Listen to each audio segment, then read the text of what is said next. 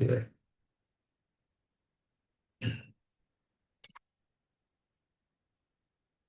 Vous autres, merci pour votre présence et ce soir, nous commencer un nouveau cours.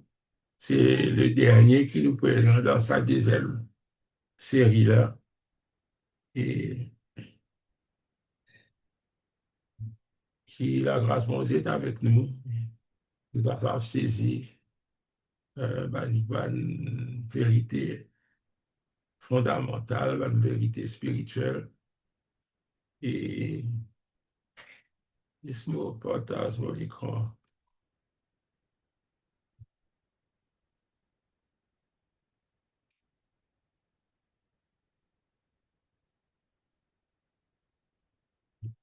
Si partage mon écran, alléluia, gloire à Dieu.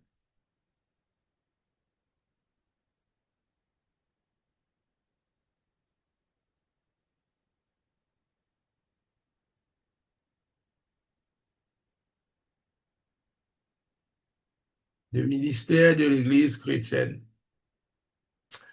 Et peut-être nous dans l'Église, mais nous sommes capables de saisir tout, hein, qui rôle l'Église dans le monde. Et tout finit tiré d'après la parole de Dieu. Ça, l'auteur là, finissait aide nous, mais il n'y a pas tout. Hein. Il y a beaucoup plus pour étudier dans l'Église. Et un cours au niveau des Grecs qui appelle ça the Bible and the Church. The Church and the Bible. Et parce qu'il y a toute la Bible là-dedans. Et nous ne sommes pas capables d'aller en dehors de la Bible, hein, si nous les étudions l'Église. Il est vrai, nous sommes capables d'être dans les temps, un petit peu, nous faire un péricule. Si c'est après la période biblique, disons, bah, père de l'Église, nous sommes capables d'essayer, essayer de fouiller un petit guide pour guetter l'Église, comment c'était, hein. Nous connaissons l'Église dans les actes des apôtres, un peu dans l'Épître, quand il expliquait c'est quoi l'Église qui finit de former à la Pentecôte. Hein. Il ne faut pas oublier ça, l'Église finit de former à la Pentecôte. Et nos premières leçons, il y a un problème universel. Hein, la première partie qui nous fait, partie N, le monde, ce qui fait agir Dieu. Parce qu'il y a dans les mondes, à cause de ça, Dieu agit. Hein.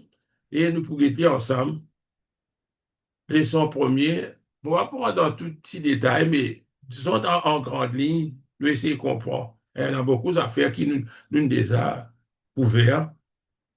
Et leçon première, il dit, nous avons un problème universel. C'est un problème, il n'est pas pour un pays, il n'est pas pour un seul du monde, il n'est pas pour une seule race, mais c'est un problème universel. C'est un problème universel là, c'est les péchés. Le péché. Il dit, nous avons découvert le problème. Hein. Il dit, l'homme finit de créer pour avoir une communion avec Dieu. Mais quand les péchés finissent d'entrer, finissent dans une difficulté, écoute, sa communion-là finit de rompre entre l'homme et Dieu. Hein. Et là, il peut dire, nous ici, qui Satan fut l'agent par lequel le péché et le mal entrèrent dans la création de Dieu. Ça, je connais très bien si nous lisons les récits de la création. Et qui fait à modèle faire comprendre certaines choses, parce que dans l'époque qui nous vivre, on peut beaucoup d'affaires. Par exemple, la création, je t'appelle ça comment vous dites, je t'appelle ça une parabole, qui n'est pas vrai, ça, il n'est pas exact. Hein. Un grand homme, hein, de nous l'époque, là, moi, je peux causer qui la création, c'est une parabole. Mais si la création de parabole, les péchés aussi, bizarre des affaires fictives. Bizarre des affaires qui pas exactes. Hein? À cause de ça, là, c'est arrivé pour dire qu'Adam n'est pas le premier homme. Peut-être que pourtant, ça va nous affaires là. Doucement, il peut entrer ça. Parce qu'il paraît joli. Mais nous, les récits bibliques, les aiment concernant les péchés. Parce qu'ici, c'est une parabole qui n'est pas exacte, mais qui fait nous le péché, il n'est pas vrai. Peut-être Dieu aime fausse, mais non. Le problème, c'est les péchés. La Bible dit, elle décrit les péchés de l'homme comme étant, qui appelle un péché un acte de rébellion. Deuxièmement, il appelle ça un acte de désobéissance. Nous cours, il explique ça bien. Et là, troisièmement, il dit, l'homme lui rend dans une condition de servitude. Le péché dans l'homme, il fait un nouvel esclave. Hein, il devient esclave de servitude. Dans les simples, on ne va pas pour rentrer trop dans le détail, ça, nous connaissons qu'Adam, il fait le péché. Quand on dit Adam, c'est lui qui représente l'humanité. Et dans il cause l'étendue du problème. Quelle quantité de problème là, jusqu'à côté l'inalé. Il dit, le péché, il commence avec un homme qui appelle Adam. Nous appelons Adam et Ève parce qu'ils obtiennent celle. Il dit, ce type finit d'être créé avec une libre volonté. Et je tiens dans les choix. Ça même qui nous dit que l'homme, il y en a la volonté, il y en a l'intellect, et il y en a encore, il y en a wisdom, il y en a intellect, il y en a l'émotion, hein, l'émotion. Et c'est ça qui font partie de l'homme. Mais l'homme, sa libre choix là, c'est ça la volonté de l'homme, la libre volonté, il libre, c'est free will, il est capable de choisir. Hein? Personne ne peut obliger, mais il est capable de choisir. Là, il finit causer que le péché finit commencer avec un homme, ça nous trouvons. Et là, deuxièmement, le péché d'un homme fut transmis à tous les hommes. C'est ça l'idée derrière tout l'enseignement qui nous trouvait dans le Nouveau Testament, que le péché finit transmettre à toute la génération, toute la création, à cause de nous peut dire l'étendue du problème. Il pas n'existe, il concerne Adam, ça. Il concerne nous aussi, il concerne toute l'humanité qui descend d'Adam. Maintenant, il cause celui qui résout les problèmes, nous connaît que c'est dans résoudre les problèmes, il peut en rien compliqué là-dedans. Dieu lui-même, le créateur, lui aime de tout, hein. Il dit de l'ordre physique, mais il y a aussi celui de l'ordre moral du monde. Hein. Il pas n'existe, il crée une affaire physique, mais Dieu lui-même, le créateur, c'est lui qui vient résoudre ce problème-là. Dieu, il dit que Dieu est le Père. Dieu fit nous le salut du monde. Ce qui me peut comprendre ici, il dit, il y a la paternité de Dieu par la création, qui fait nous dire, bon, j'aime papa. En d'autres mots, même s'il n'est pas convenu nous papa, mais Dieu, il est le Père même de toute la création. Lui-même qui fait créer tout quelque chose. Hein? Et là, il dit, il y a la paternité par création, qui est universelle pour tous les hommes, bien sûr, tous les hommes sont redevables envers Dieu, mais il dit, il y a la paternité de Dieu par relation. Comment nous disons, nous, enfants de Dieu, c'est par relation à travers de son Fils, Jésus. Et là, il dit, finalement, nous avons la paternité par la rédemption.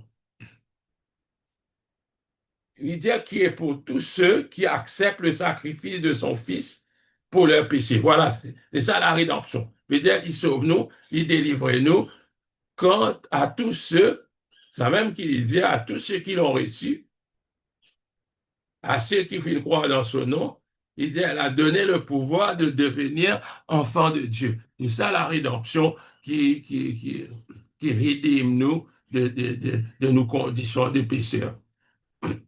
C'est-à-dire, nous besoin comprendre ce problème-là, comprendre le problème. Pas si compliqué, hein, comprendre le problème. Le Seigneur veut que nous soyons dans le monde, d'ailleurs, Jérémie dit ça, et qui nous comprend. Il dit, il est important que nous soyons conscients des forces énormes qui forment la société. Il dit, le monde change, la puissance du péché est toujours là. Il n'est pas changé. Le monde changé, oui, mais la puissance du péché, il est là. Il dit, ce monde pécheur offre des possibilités pour le ministère. C'est à cause de ça, si pas ben, ça monte pécheur, nous pas trop grande possibilité pour le ministère. Il dit qu'aucune génération n'a peut-être jamais connu. Il dit, dans nous l'époque, les mondes finissent évoluer, oui, mais les problèmes de péché, quand nous guettons, ils énormes, ils grands, ils beaucoup. Maintenant, les causes des affaires, ils appellent ça l'atmosphère de la ville. Qui fait parce qu'il y en a beaucoup de monde qui vivent dans la ville, dans tout pays, dit comme ça. La plupart du monde quitte ce village, de vivre dans la ville. La raison, c'est qu'il y a plus de travail, il y a plus de mouvement, il y a plus de modernité, peut-être il y a plus de loisirs, mais ben, du monde se concentrer autour de la ville, peut-être il y a le faubourg de la ville. Il dit, il est important que nous soyons conscients de tout cela. Il dit, le monde change, mais la puissance du péché, il reste la même. 3 personnes sur 4 dans le monde, il dit, vivent dans les villes. Les petites villes changent et évoluent. Ce type, ben, dans la ville aussi, changé. Hein, ben, village, hein, même Maurice, même quand nous péguetés, ben, qui nous appelle village, maintenant, quand nous guettons, je fin développer, je fin ville grand. Ben, on reste bien près, je pas reste loin. Il dit, ben, du monde est affecté par sa société qui peut changer là. Il dit, une société qui change indique aussi des valeurs changeantes. Peut-être quand moi, je collège, j'ai un problème, j'ai une discussion avec mon professeur JP, parce qu'il dit, moralité, il évolue, il change. Vous avez, non, pas possible. Moralité, on va dire, c'est qui est acceptable. Ce qui n'est pas acceptable, disons, siècle dernier, ça, quand il y a dans le siècle, là, il est correct et acceptable. Mais non, nous avons un livre qui s'appelle la Bible qui montre nous que la moralité ne change pas. La moralité n'est pas changée.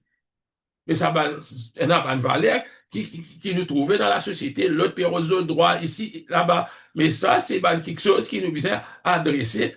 Il ne faut pas nous aussi, maintenant, l'Église, il n'est que fun là-dedans pour, comment dire, pas dire qu'il nous homophobe, pas dire qu'il nous dit pas qu'il phobe encore, nous rentre là-dedans, nous pas dire non rien.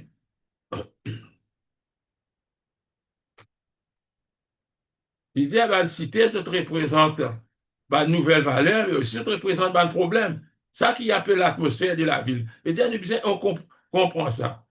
Et là, deuxième affaire qu'il expliquait, il cause ça pour nous comprendre le problème dans lequel nous étions. Il dit, il appelle ça l'esprit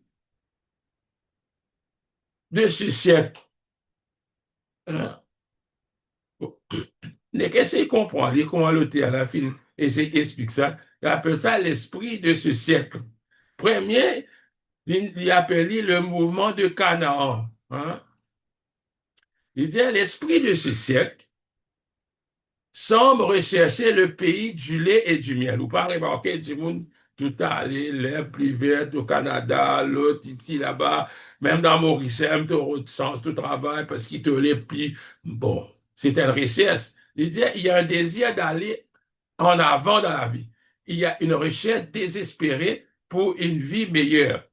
L'homme envie une vie meilleure.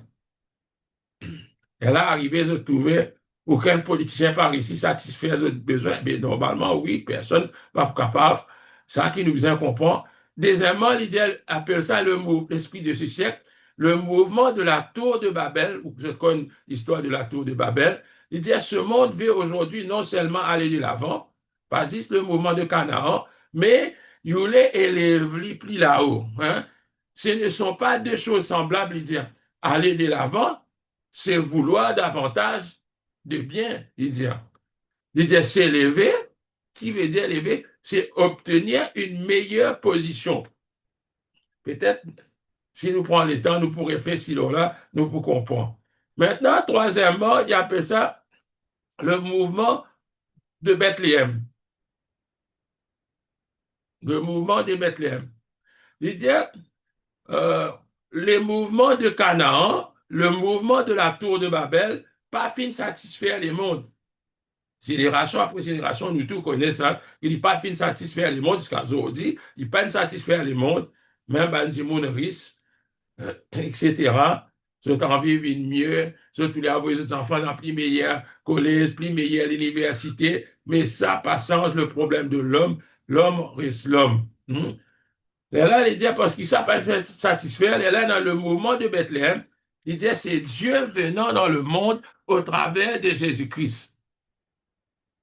Il dit, la gloire et par la richesse, par en une personne ne reste, ni juste devant Dieu.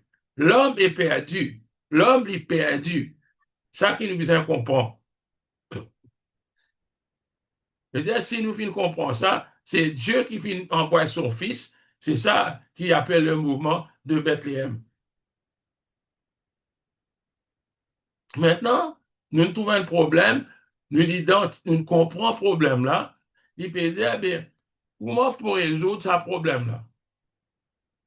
Résoudre le problème.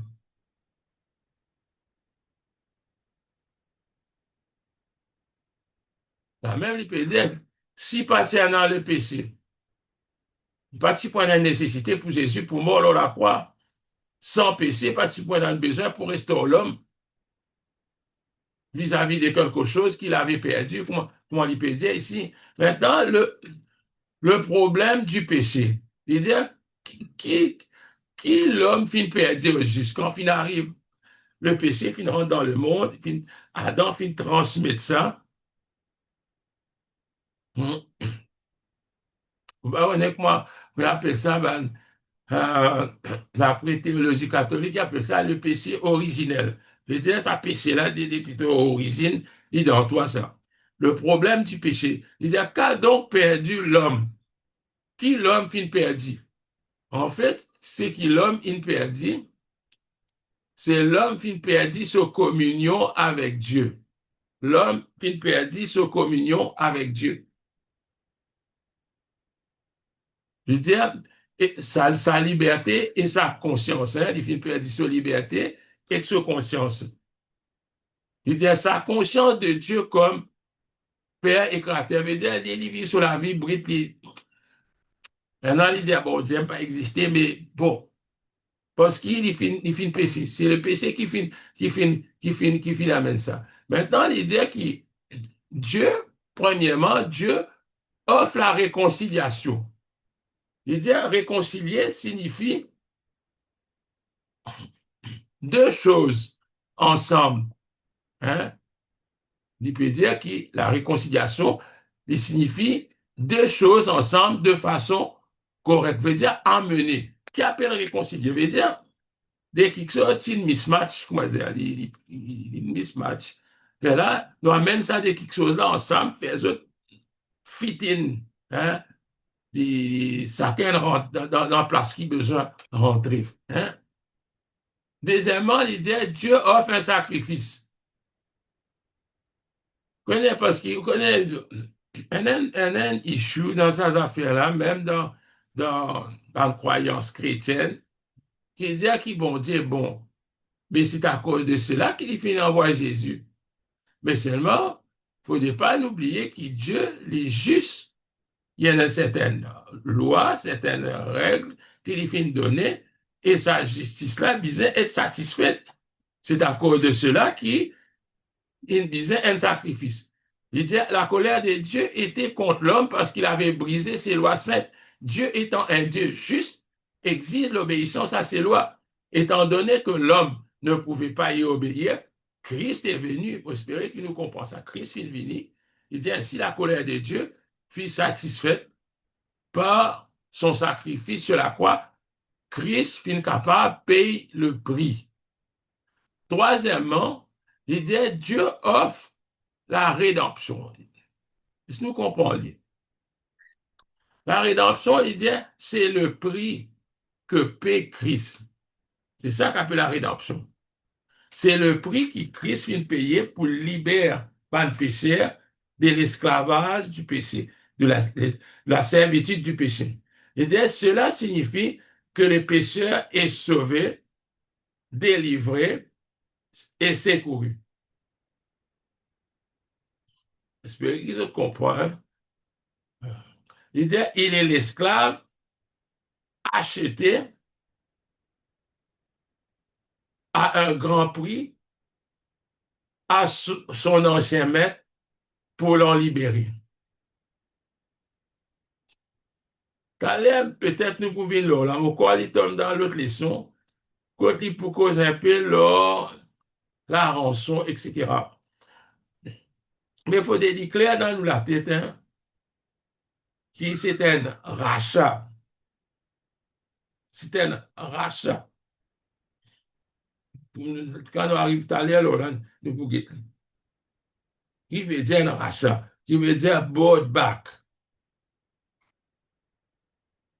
Quatrièmement, il dit Dieu offre la participation. Il dit Dieu, pendant qu'il invoque depuis le commencement jusqu'à la fin dans les salut de l'homme, non. Il dit que l'homme besoin collaborer, l'homme besoin participer là-dedans. Dieu offre la participation. L'homme doit, premièrement, se détourner du péché pour se tourner vers Dieu, aider à aller vers le monde avec la bonne nouvelle. Ça, nous connaissons.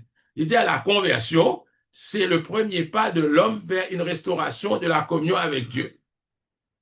La repentance, hein, nous tourne 180 degrés, la repentance et la foi qui nous fait placer, hein, en Christ, il dit, sont les deux aspects fondamentaux de la conversion.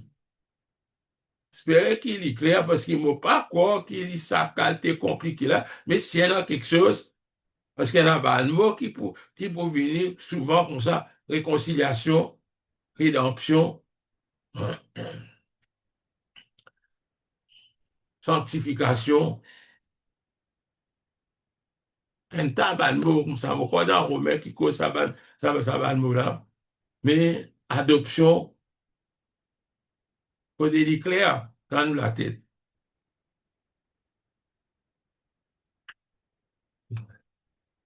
Faut dire clair dans nous la tête pour nous comprendre.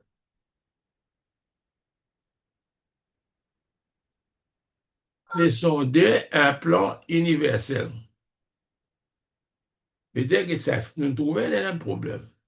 Hein, dans les leçon première, il y a un problème. Nous essayons de comprendre le problème là. Nous connaissons qui c'est un qui nous fait solution pour ce problème-là. Mais il y a un plan pour tout le monde. Un plan universel. Un plan rédempteur pour racheter l'homme. C'est ça l'idée, un plan rédempteur. Il est divisé en trois salles leçons-là. Un plan rédempteur, un acte rédempteur, une mission rédemptrice. Tout pour sauver même là. La signification du mot rédemption. Voilà divine pour expliquer nous un peu. Laissez comprendre. Sinon, nous sommes capables d'arrêter, nous causer là. Il dit les mots salut et rédemption sont très semblables. Salut et rédemption, c'est des mots presque similaires. Il dit le mot salut a en lui l'idée d'être sauvé, hein, d'un danger. Et pour les chrétiens, cela signifie qu'à cause du péché, l'homme est en danger de mort et de châtiment éternel. Qui danger l'homme est non, quand on peut dire l'homme, bien les salut. L'homme est un grand danger parce qu'il, Romains 3, 23, je te rappelle ça, car a récité ça. Et dans Romains 3, 23, Romains 6, 23. Ça dès là, les péchés. Quand le salaire du péché, c'est la mort. L'autre là, il dit, tous sont péchés et sont privés de la gloire de Dieu. Ça, un verset qui dit à nous, God, ça, surtout quand nous faisons évangélisation, c'est une parole qui nous vient garder dans nous. Il dit, le mot rédemption, lui, signifie aussi salut. Mais il signifie aussi quelque chose de plus spécifique. Et c'est quoi alors? Salut veut dire être délivré d'un danger.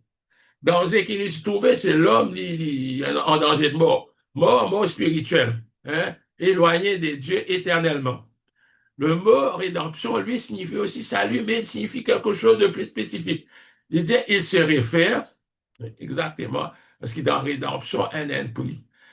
Il se réfère aussi au prix et au paiement de la rançon pour ce salut. L'idée est celle d'un rachat. Là, des autres, ça. l'idée est celle d'un rachat. Qui lui peut d'expliquer? C'est une récit, c'est ça. Il peut un achat, mais il y a un rachat. L'idée d'un rachat, c'est qu'il tient quelque chose, on peut dire, après, vous avez réacheté ça. Connais du monde, moi, connais des perdu sur le terrain. Pas du monde, c'est pas réacheté frauduleusement. Après, vous avez repayé pour les regagner ça. Ah, mais ici, c'est nous, nous appartenir à Dieu. L'idée du rachat, c'est qu'il nous appartenir à Dieu. Et ce rachat, c'est qui Christ, il payé pour nous, pour la rançon. Maintenant, ça, l'idée de la rançon, attention, nous autres, lire quelque part parce qu'on connaît, quand un prédicateur précis, je parle de oh, quand ils ont une telle idée. Mais les autres, ils pour certaines idées, ils viennent, ils causer ou écouter. Mais nous, bien connaître, nous, regarde ça. Elle a beaucoup de théories, leur rançon. Par exemple, ça paiement de la rançon là, à qui on paye la rançon? La rançon. La rançon finit payée à qui? Dès le départ, on a pas le père de l'église, fin vini avec l'idée, comme origine, il fin vini avec l'idée pour expliquer que la rançon fut payée à Satan. Donc c'est là quand moi, si j'ai bon réfléchi, vous dites, ben, pas moi tout seul, là-bas, les autres qui réfléchissent, qui guettent, ben, guette ça. La Bible dit, dans, quelque part, dans le Nouveau Testament, que Christ fit dépouiller, il les a dépouillés et les a livrés publiquement en spectacle. Mais si, qui fait, moi, je ne peux pas payer quelqu'un qui moi, fini vaincu. Hein? Mais la rançon, il disait être payé à Dieu lui-même, le vrai propriétaire, nous vrais propriétaires. Si nous finissons faire ça, le chrétien responsable, nous ne comprenons que tout appartenait à Dieu. Tout, tout. Ah bien, nous aussi, nous appartenir à Dieu. L'idée est celle d'un rachat de ce qui était votre légitimement, mais qui a été perdu pour une raison ou pour une autre. Si vous êtes lié à Lévitique, il donne ça à Lévitique, là, vous êtes lié à ça, vous pour trouver quand quelqu'un, si pas il est un esclave, ou soit il a acheté un terrain. Je connais, en Israël, terrain pas perpétuellement, comme tu as acheté sa terrain là, il pour toi toute la vie, il pas comme ça, il pas comme ça. Mais Dieu est capable, rachète ce qui donne perdu. Hein, à cause de ça, il donne ça l'idée là, il est dans les Lévitique, je vous trouver. Il dit, la rédemption peut aussi signifier la délivrance. Il dit, pareil comme un enfant d'Israël finit d'être délivré de l'Égypte. Il passe un rachat, il y a une délivrance. Il dit, à cause du péché, l'homme perdit sa communion avec Dieu. Dieu choisit de racheter l'homme par le moyen du sacrifice de son propre fils. Ça même dit, mystère caché depuis tous les temps. The mystery that once was hidden for ages and generations, il dit. Dieu tient dans ce plan. À cause de ça, nous dit un plan universel. C'est pas quelque chose qui n'est arrivé, il arrive un problème. Pareil qu'on nous dit, yo, ça tire, cassé, nous pas connaît, qui vous a fait réparer. Non. Dieu, tu déjà connais ça. Depuis au commencement, ça même dit, la pression de Dieu. Dieu, tu déjà connais. Dieu, tu déjà un plan pour sauver l'homme. Maintenant, la rédemption est d'origine divine, ça, on ne va pas prendre trop dans beaucoup de détails là-dedans, parce qu'il dit que Dieu est amour, c'est à cause de cela qu'il est venu pour sauver l'homme, il finit envoyer son Fils. Il dit la rédemption vient de Dieu, parce qu'il dit le salut vient du Dieu de l'action, le Créateur. Hein? Ça, nous pas pour pas nécessaire nous le lire beaucoup, là, nous connaissons qui la rédemption, il vient de Dieu. Maintenant, si la rédemption est d'origine divine, il sortit de Dieu. ce but est humain. Est-ce que nous comprenons? Il fait nous dire le but est humain. Parce que la rédemption, il dit, est pour l'homme. L'homme a besoin d'être secouru. Il s'est donné lui-même au péché et a perdu sa communion avec son Créateur, il dit. Il dit, l'objet de sa rédemption-là, c'est l'homme. Hmm? Maintenant, la rédemption est effectuée par le Fils de l'homme. Et puis, comprendre que Félix est humain, là, parce que c'est un autre homme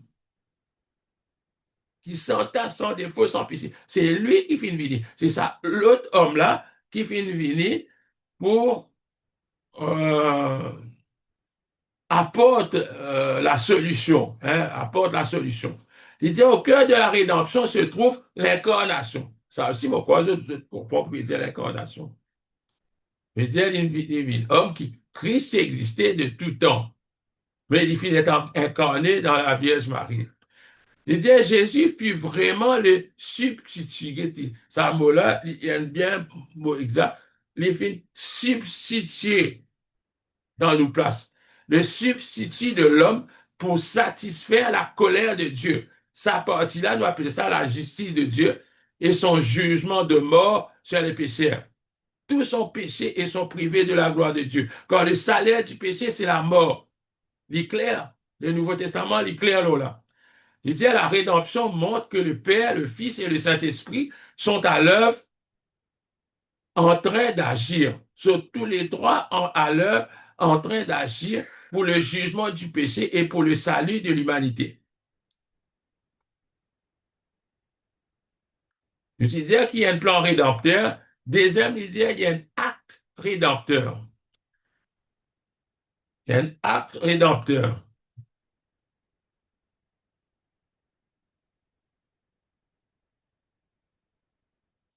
Il dit la perte de la communion avec Dieu fut la plus grande perte pour l'homme.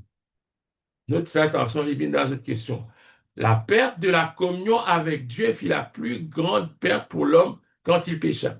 Le rôle de Christ fut de restaurer la communion de Dieu avec l'homme en mourant sur la croix. Ça, pourquoi il est clair pour eux.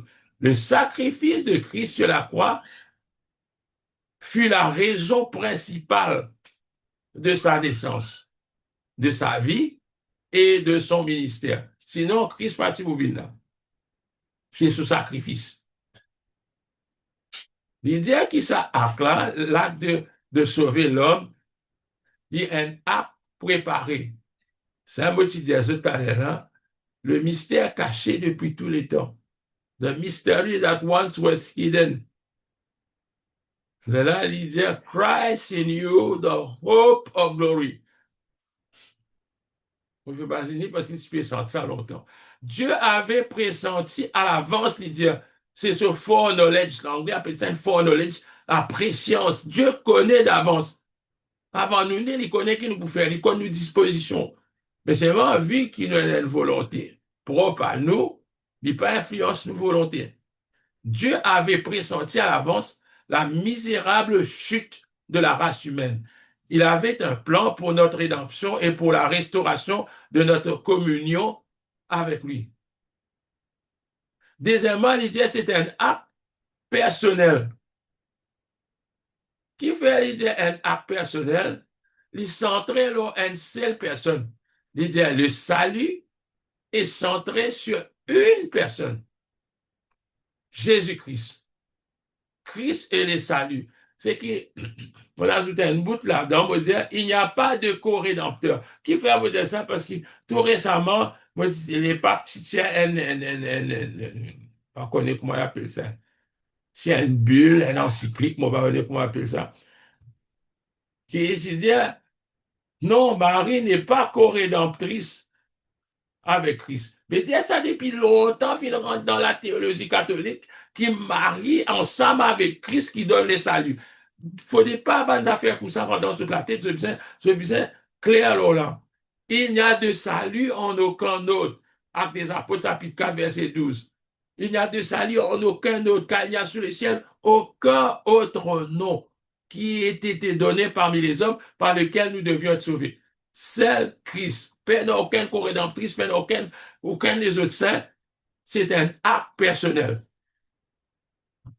Dernièrement, il disait c'est un acte achevé, l'incomplété, pas manque non rien là-dedans. C'est qu'il peut dire. C'est un acte achevé. Il dit ensemble avec la mort de Christ, la résurrection est l'une des vérités les plus importantes de la foi chrétienne. Imagine ça bien. La résurrection, c'est une des vérités plus importantes. L'apôtre Paul dit quelque part, même si vous ne pas connaître ça, mais il dit dans le Nouveau Testament, il dit quand vous finissez une côte, vous ne pas finir lui entendre non, à part Christ crucifié. Ça nous précise. Christ et Christ crucifié.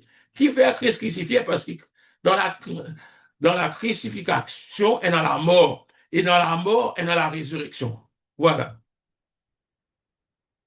Il dit ensemble avec la mort de Christ, la résurrection. D'ailleurs, dans l'autre place encore, il dit, si Christ n'a pas fini de ressusciter, nous ne croyons en vain. Parce qu'il y a une bande de qui y a l'autre qui prend la place de Christ. Sinon, nous ne croyons pour rien. Nous croyons qui peine mort, qui peine ressusciter. Il dit, ce fut le thème de la prédication des apôtres. À cause de ça, on veut dire, nous, dans nos bonnes prédications, il faut connaître qui va un thème. C'est un thème important, ça. Les vrais, les mondes, ils évoluent, les mondes, ils n'ont pas les autres besoins, mais les mondes, ce premier besoin, il besoin comprendre, accepter sa vérité importante de la mort, la résurrection de Jésus-Christ qui sauve nous, qui amène le plan rédempteur de Dieu. Troisièmement, il y a une mission rédemptrice. Dans sa plan-là, elle a une mission rédemptrice. À nous suivre. Premièrement, il dit comme un vent puissant. Il y a le Saint-Esprit, la troisième personne de la Trinité. Ça aussi, ça pour trouver une bande pour combattre l'affaire Trinité là. Qui longtemps pas tellement, 10 bandes qui t'appellent les autres bandes, Jésus seul, tout seul. Mais actuellement, il y a un petit monde qui est capable de venir, il vient précédent de l'église, il dit, il y a le pentecôtisme, mais nous pas trop connaître qui était. Il y en a un autres ex-pentecôtisme, on ne pas comprendre ce que ça veut dire. Il y a le Saint-Esprit, la troisième personne de la Trinité, lui aussi, il est actif dans le plan rédempteur de Dieu. Hein? Pas juste le Père, euh, pas juste le Fils. Il dit, il a la même volonté et le même but que le Père quant à la rédemption du monde. Cela a toujours été ainsi depuis le commencement du temps. Suivez bien. Suivez, vous comprenez. Il dit, dans l'Ancien Testament, il est l'agent de la création. Vous pouvez dire ça depuis dans la Genèse. Il dit, l'esprit mouvait sur les eaux. L'esprit, il dit, il soutient aussi ce qui a été créé. Comment soutenir le monde? C'est le Saint-Esprit. Il est l'agent de la création. Quand le monde peut créer, etc., Adam, l'autre, la création, le Saint-Esprit est là. Il dit dans le Nouveau Testament, à nous comprendre maintenant dans le Nouveau. Dans le Nouveau Testament, le Saint-Esprit est l'agent de la nouvelle création. Pas sa création, le monde, la nouvelle création, nous connaissons. Il dit, si nous en Christ, nous une nouvelle création. Jésus, il finit conçu par l'Esprit, il dit. Il dit, le Saint-Esprit est aussi l'Esprit de Dieu qui a ressuscité Jésus d'entre les morts. Hein? Ça, je connais ça. Si l'Esprit de Dieu qui a ressuscité Jésus d'entre les morts, il y a dans toi. C'est ça la question. Il dit à la venue de l'Esprit, le jour de la Pentecôte, c'est là la possession de Dieu. Il dit à l'Église appartenir à Dieu. Le plan de rédemption avait été achevé. Donc, ça bien, le plan de la rédemption, il finit terminé, complété, nous fait trouver là, fini, Maintenant, non, rien pour ajouter ni pour retirer par la résurrection de Christ. Le Saint-Esprit vint pour déclarer son droit de propriété au racheté en vue du service. À cause de ça, même quelque part, il dit, nous ayons les heures de l'esprit. A-R-R-H-E-S. Les heures de l'esprit. Il dit, nous avons un seal, nous avons un sceau. C'est ça qu'il dit. Il vient mettre ce droit de propriété. Il vient marquer nous au fer rouge. Il marque nous. Il dit, nous appartenir à lui. Il dit, il vint pour confirmer les affirmations et les promesses de Christ, ça nous trouver dans Jean, tout en livre. Jésus vient cause sans affaire, non?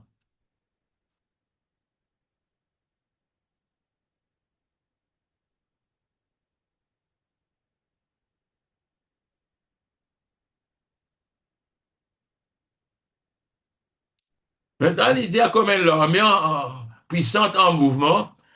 Le jour de la Pentecôte, l'Église vint à l'existence. Ça n'a même pas oublié ça. Moi aussi, mon bâti connaît ça, ça fait là. Quand on commence, moi, vie chrétien, là, mon père trop comprendre l'Église quand. À quoi ça, maintenant, du monde de discuter, de dire, tous ceux qui hésitent, cause pas rentrer dans tout pied seulement, quand nous lisons l'évangile, ça quatre l'évangile. Pas tant quoi dans la Pentecôte, bien sûr. Je veux dire, ça pas adressé pour nous, ça. Les lames qui t'ont oublié, tu gagnes beaucoup de confusion, tu as besoin bâti dans les noms des hésites, tu as besoin, beaucoup de choses. À cause de ça, moi, je me dis qu'il y a besoin de connaître qui nous croit. Et du monde vient avec bonne l'intention. Sauf l'intention, pas droite, je viens enseigne quelque chose qui pour détourner nous.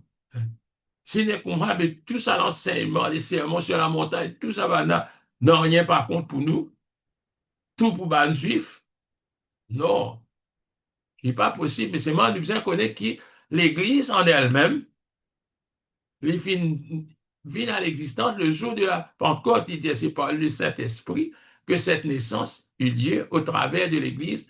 Le Saint-Esprit doit accomplir le but divin de Dieu. Bon, Dieu a un but dans l'Église. Hein? Il dit, tout d'abord, le Saint-Esprit convainc le pécheur de son péché, ça nous connaît dans Jean 16. Puis ensuite, il produit la nouvelle naissance en ceux qui étaient morts dans leur péché. Si c'était la question posée ou quelque chose pour ajouter.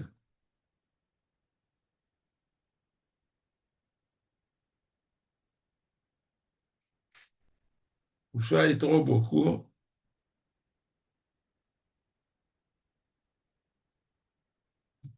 on peut penser, il simple parce que beaucoup d'affaires là-dedans nous connaissent et puis nous convertis.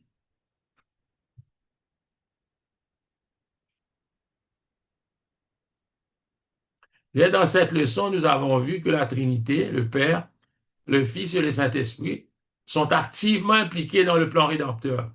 Le plan est achevé. Il dit ça encore, il finit ça. Il y a un espoir pour le monde. Le péché peut être vaincu. Mais ceux d'entre nous qui ont été rachetés, c'est le mot, le rachat, doivent faire leur part de travail. Dieu nous demande de faire partie de son plan rédempteur. Voilà. C'est ça la grande commission qui vient de nous. Une église universelle.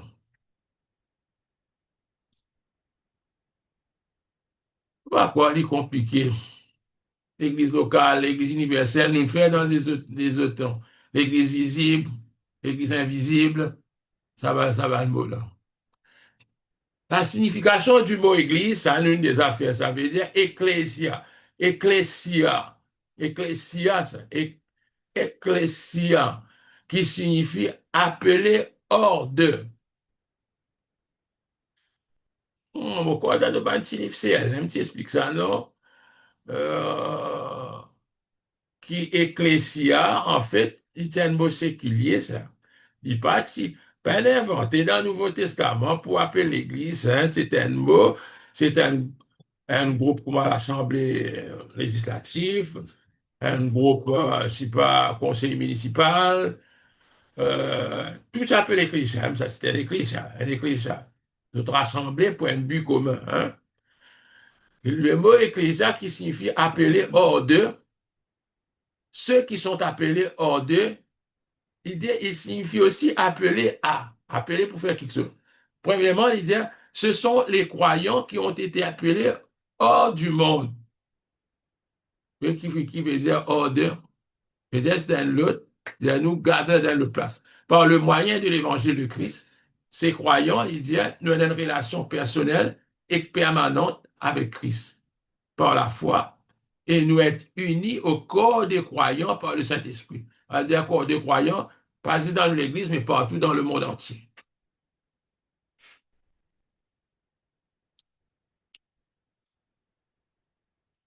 Il dit à l'Église, c'est la réunion et l'assemblée des premiers-nés. Ça, c'est un verset. L'Église, c'est la réunion et l'assemblée des premiers-nés inscrits dans les cieux. Hébreu qui dit ça. Il dit faire l'expérience de la nouvelle naissance, c'est sa première condition pour former partie de l'Église. C'est pas certificat baptême, c'est pas dernier, c'est nous besoin faire l'expérience de la nouvelle naissance. Il dit à la deuxième, c'est le rassemblement d'un croyant avec d'autres. Quand on est de nouveau, ce next step, c'est qu'ils vous joignent avec les autres croyants dans le seul corps par le Saint-Esprit. Maintenant, il parle de l'Église universelle qui nous tout connaît. C'est tout le croyant qui est né dans le monde entier, même nous comme nous autres, nous pas comme nous autres, mais qui finit né de nouveau, qui finiront d'un seul corps par le Saint-Esprit, dont Christ est la tête. L'Église universelle nous appelle aussi l'Église invisible. Maintenant, l'Église locale, ça, on va vous expliquer qui appelle l'Église locale. C'est tout dans les autres églises. LVD, l'Assemblée de Dieu, l'autre, tout. C'est en bas de région. Ça, on appelle ça l'église locale. Il dit, nous tu fais ça quelque part. Il dit que l'église locale, en d'autres mots, il y a un peu, physiquement, il y a un peu représente l'église universelle. Quoique tout le monde dans l'église locale, pas nécessairement, il faut passer de l'église universelle. Hein, ça, nous tu fais dans, on peut confondre avec qui on fait ça, c'est avec eux autres, mais dans nos cours à CI même, dans le cours Global University même.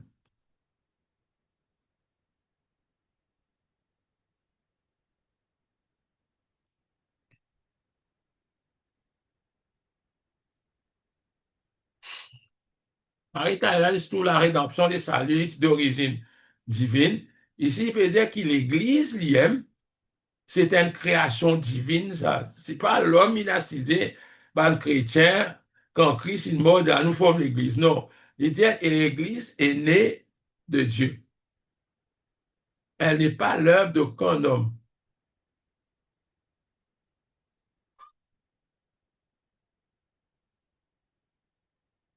En vérité, sa France est là, bon. Elle n'est pas l'œuvre d'aucun homme. Elle n'est l'œuvre d'aucun homme. Elle n'est pas le produit d'efforts humains, mais elle est le produit de la naissance de l'homme au royaume de Dieu. Pas aucun effort humain qu'il mettait là-dedans. Quoi qu'à la longue, de trouver qu'il va les autres églises qui commencent à gagner un nom, c'est l'homme qui commence à travailler ça. Mais il dit, elle est le produit de la naissance de l'homme, c'est la nouvelle naissance, dans le royaume de Dieu. Saint Nicodème demandait, mon Olivier, mais comment mon né encore une fois? C'est ça qu'il parlait dans Jean 3, l'évangile de Jean. Il dit, l'Église est une possession divine. Christ même, il dit, je bâtirai mon Église. Il dit, l'Église est le peuple de Dieu. Elle appartient à Dieu. L'Église appartient à Dieu pour son usage, pour ses buts éternels. Ça, j'ai bien comprendre.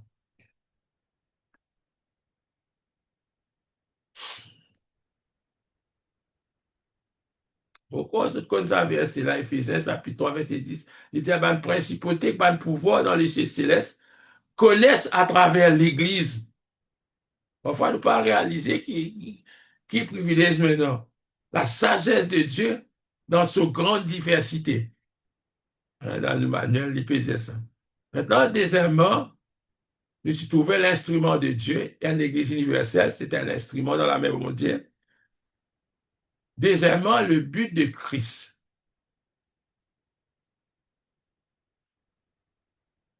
Je disais, nous finissons causer avant que l'Église, euh, sur l'origine, c'était la volonté de Dieu, son dessein d'amener l'Église à l'existence.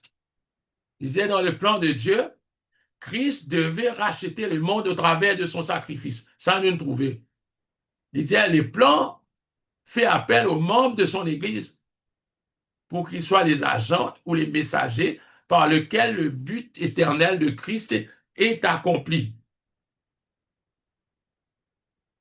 Ça nous comprend dans la grande commission, disait dans l'évangélisation.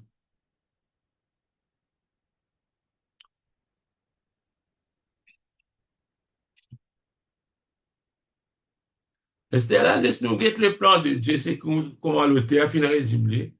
Dire le plan de Dieu. Premièrement, Dieu le Père, nous s'y trouvons dans l'âge de tous les trois, Père, Fils, Saint-Esprit, sont actifs hein, dans la rédemption de l'homme. Il dit, le plan de Dieu, c'est Dieu le Père qui prépare la rédemption de l'humanité. Dis ce plan. Le mystère caché depuis tous les temps, lui, tu connais. Deuxièmement, Jésus-Christ, le Fils de Dieu, lui qui révèle le plan de Dieu et qui paye le prix. Troisièmement, le Saint-Esprit nous fait trouver formant l'Église pour qu'elle accomplisse le but divin du Père et du Fils. Quatrièmement, c'est ça qui veut dire Dieu, Père l'Esprit Saint de nous aller, l'Église accomplit le but du Père et du Fils par le ministère de ses membres au travers du Saint-Esprit dans le monde.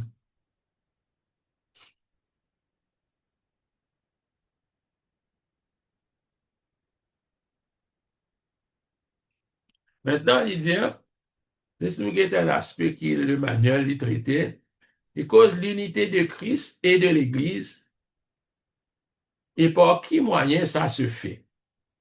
L'unité ou l'union de Christ, l'unité ou l'union de Christ et de l'Église, et le moyen par lequel cela se fait. Premièrement, il dit que l'Église est le corps du Christ. Nous ne pouvons pas prendre dans beaucoup de détails.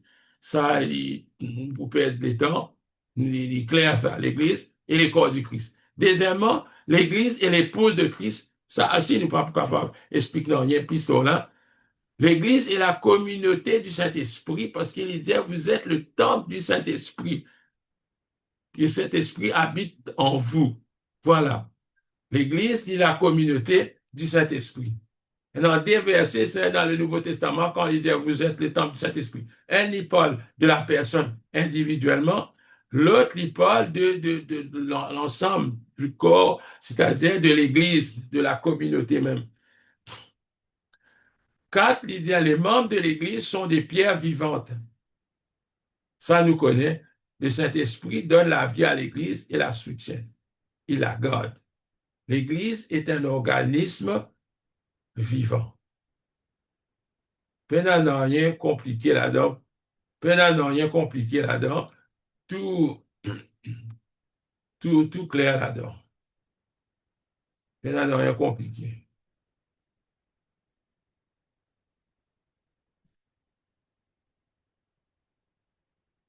Maintenant, nous connaissons le ministère de l'Église. Premièrement, avant nous connaître le ministère de l'Église, nous avons connu qu'il était ministère. Le ministère est le résultat naturel du caractère de l'Église. Quel caractère nous trouvons de l'Église? L'Église, c'est une Église vivante, un organisme vivant. Le ministère est le résultat naturel du caractère de l'Église. Le ministère de l'Église est encouragé par le Saint-Esprit.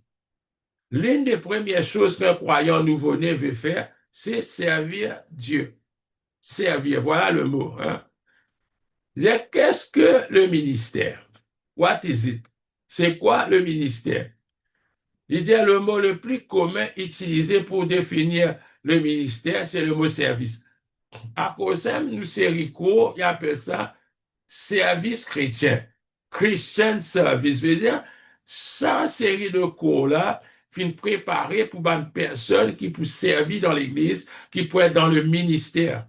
C'est ça qui appelle le service. Veut dire, le ministère, quand on dit un ministère, on a pour ça, pas un grand mot, mais moi, quand on dit moi, le ministère, veut dire, d'autres mots, tu me servi moi. Non, le mot ministère, c'est le mot service.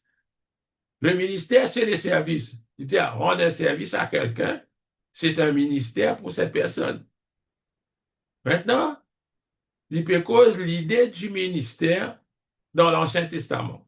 Bien sûr, c'est la Bible qui nous guide, nous a comprendre. C'est quoi le service dans l'Ancien Testament? C'est quoi le ministère dans l'Ancien Testament? Après, on vient dans le Nouveau.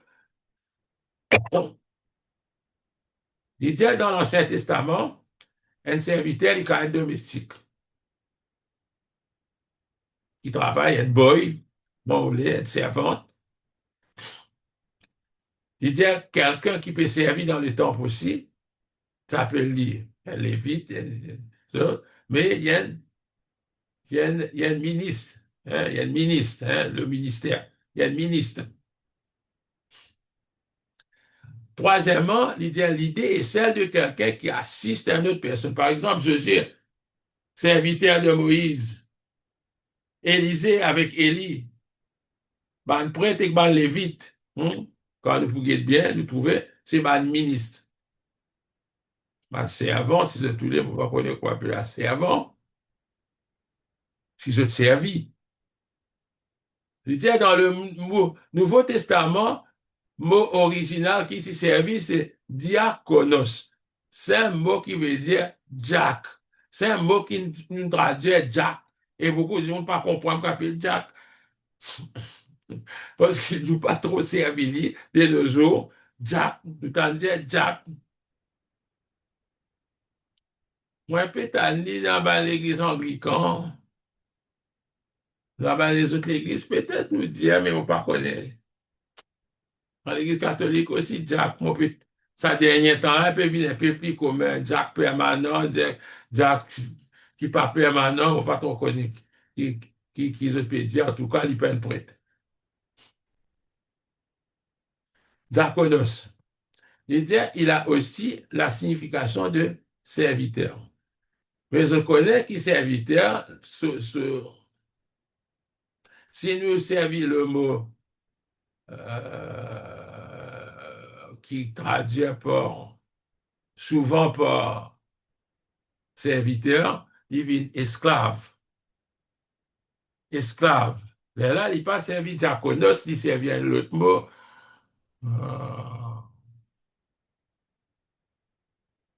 Doulos. Non, doulos. Il servi un autre mot. Un autre mot qui veut dire, je suis l'esclave de Christ, comment Paul dire. En fait, Paul, apôtre, serviteur de Jésus-Christ, en fait, c'est ça mot-là qu'il y servit. Il amène ça à niveau-là plus bas encore. Il dit à l'Église grandissant, son ministère fut accompli par différentes sortes d'ouvriers. Nous connaissons ça.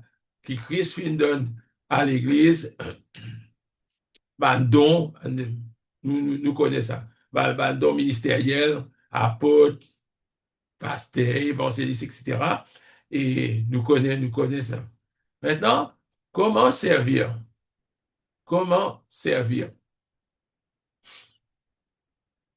Il dit à le serviteur de Christ, c'est-à-dire nous, suivant l'exemple de son maître, se consacre à un service humble, mais plein d'amour pour aider les autres qui sont dans les besoins. C'est-à-dire, ça nous travaille. C'est-à-dire, nous disons ressembler Christ.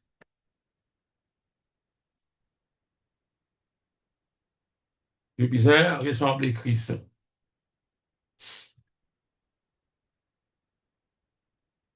Comment servir? Il y a des trois mots qui viennent causer là, oui. Il peut dire qui ça va là, peut le clergé, avec la hic, pas trop content de servir ça va là. C'est ça qui fait une divise dans l'Église.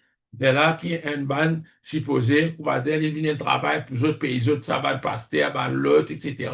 Les c'est un mot pas connaître Maurice, si nous n'arrive ça, ça niveau-là, parce que quand moi écoute ma serviteur étranger, vite pressé Maurice, cette cause qui en fait nous paye tout le monde payé dans l'église. C'est pas un musicien payé, pas un choriste payé. C'est-à-dire quand elle note l'église, offertoire, plus, tu viens dans ma tête, tu peux la personne pour toi parce que pendant un pays plus. Ils ne vont pas trop connaître, possiblement, il est capable d'exister, ils ne vont pas connaître. Ils ne vont pas l'entendre.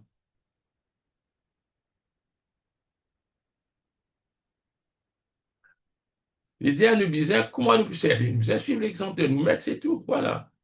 L'idée, voilà quatre choses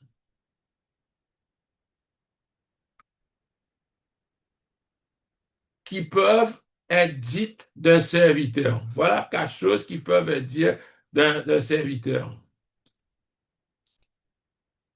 Voilà, nous pouvons décrire un serviteur, un ministre de tous les pays services. Sinon, on vit servir les pays moi, il peut être ministre. Voici quatre choses. Premièrement, c'est une personne qui travaille dans la maison de quelqu'un d'autre. Wow. Il y a un peu revient l'idée, la tendance, là, hein. C'est une personne qui travaille dans la maison de quelqu'un d'autre. Deuxièmement, c'est une personne qui assiste quelqu'un dans ses besoins. Il y a un helper. Troisièmement, c'est une personne qui travaille selon le bon plaisir de quelqu'un d'autre parce que c'est lui qui dicte qui vient faire. C'est pas toi, le pote. Le serviteur n'est pas le maître. Quatre, disait, c'est une personne qui ne s'attend pas à être remerciée pour ce qu'elle fait. Ah. Sinon, si nous réfléchissons, nous comprenons. À cause de ça, même, il a tout ça verset-là. Luc chapitre 17, verset 10, qui m'a habitué causer souvent, dit à vous de même, quand vous avez fait tout ce qui vous a été ordonné, dites, nous sommes des serviteurs inutiles, nous avons fait ce que nous devions faire. C'est tout. Pas besoin de dire ça, ben, ça peine la reconnaissance pour moi, j'ai ça, tout ça d'affaires, me le faire plus de classe, me causer, tout ça, mes affaires-là, faut que tu abattes dans ça, à l'époque-là, où tu viens faire ces affaires-là. C'est un tout, pas expert, non, rien. Et si nous arrivons à comprendre, nous pouvons vivre bien, errer dans le ministère à laquelle Dieu finit appel nous.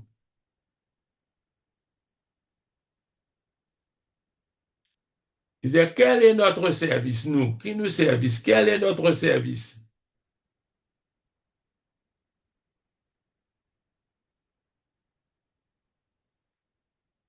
Il dit, en général, le ministère de l'Église est divisé en trois parties. Mais encore, il est clair pour eux aussi. Quand je pour lui, tu connais, ça c'est mort. Il peut rappeler nous. Il dit, premièrement, l'Église est appelée pour servir Dieu et pour adorer bon Dieu. Deuxièmement, l'Église est un ministère envers ses propres membres. Comprends-moi bien. L'Église est un ministère, nous trouvons là. Troisièmement, l'Église est un ministère pour les non-croyants dans le monde entier. C'est un qui nous trouvait, qui nous aussi nous participer. Premièrement, ça même qui appelle l'Église appelée pour servir Dieu, pour adorer. L'Église servit le Seigneur. Pas servir aucun homme, aucun église, aucun pasteur, aucune personne. L'église sert le Seigneur. Il dit, le vrai service envers le Seigneur, c'est l'adoration véritable. C'est le but primordial de l'église et de ses membres. Voilà, premier item principal. Il dit, dans l'adoration, l'homme qui est racheté, oui, dont la rançon a été payée, dans l'adoration, l'homme qui est racheté en Christ se rapproche de Dieu. Voilà.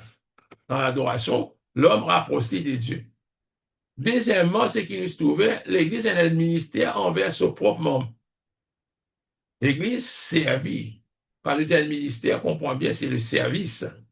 L'Église, le service de l'Église se tourne à l'intérieur d'elle-même pour qui faire?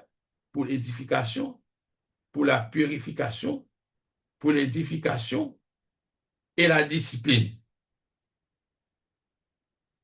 Cela signifie que l'Église a responsabilité d'édifier ses membres, de se préserver pur, de former et de discipliner les membres du corps.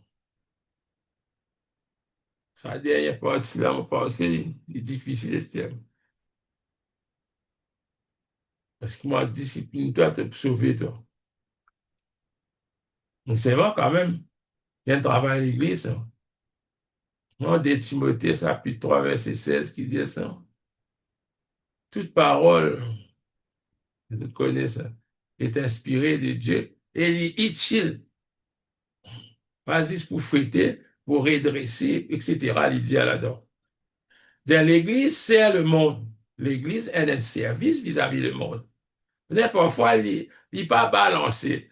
Soit nous servit trop, nous, si c'est nos propres membres, soit nous servit trop le monde. Un camarade dit, tu appelles moi, bien longtemps, il est décédé, mon camarade. Il dit à moi, ça, j'appelle ça social gospel. Parce qu'il y en a vraiment, ça c'était un peu la mission de l'Église catholique quand on était au commencement, qui était bien fait quand même, mais puis il bâtit à l'école, en couvent, et ben, du monde, finit Caritas. Et pour eux, parce qu'il a dedans, et dans tout salut là-dedans. Hein? Faut dire, nous comprenons, nous qui, ça, il pas, n'a rien à faire avec nous salut, ça, mais nous bien faire, afin que l'homme de Dieu est équipé à toute bonne œuvre. Dans ce même verset, on fait dire là ça.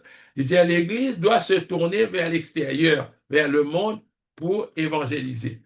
On espère qu'ils ont comprendre.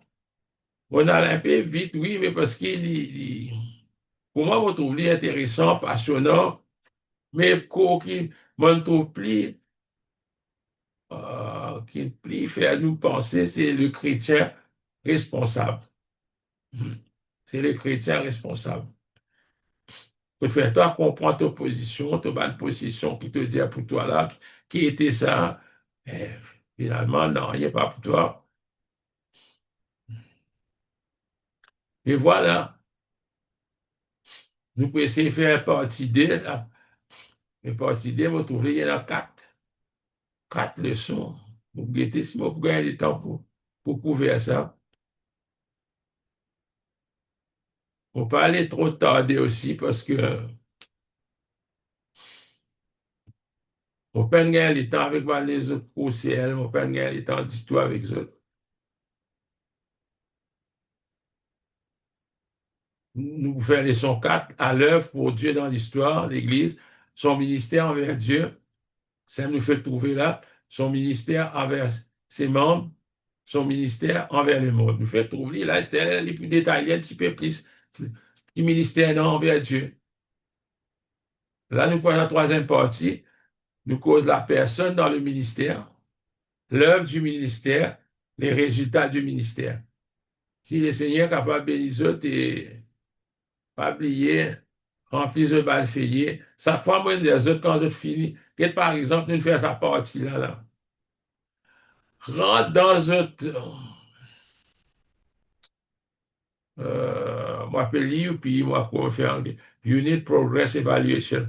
Ça rentre là-dedans, guettez qui répond aux autres capables, mettez les autres si, bon. Ring-li tout de suite, mettez gardez. Pas attendre dans la dernière heure. Quand vous attendez dans la dernière heure, c'est plus difficile. Même si vous pouvez faire aller du tout, la monnaie qui donne nous, grande ligne, il y en a beaucoup qui sont restent dans la tête. Puis, il y a certaines affaires, ou partielles, ou qui clés. C'est comme ça qu'ils m'ont travaillé dans l'examen. Moi, je ne pas perdre du temps, une question qui ne pas connaître, faire ce qui me sert. Après, plus tard, quand nous pourrons venir là, nous sommes capables de connaître, mais nous sommes capables de mettre une réponse qui nous pas trop sire. Hein? Et là, pour éviter un gros problème, c'est-à-dire quand on prend le imaginer qui nous fait en août l'année dernière, mais ça, moi, je oublié. Faire ce ban question, mettre pas, pas tarder. Je connais, je peux dire là, on dit non demain.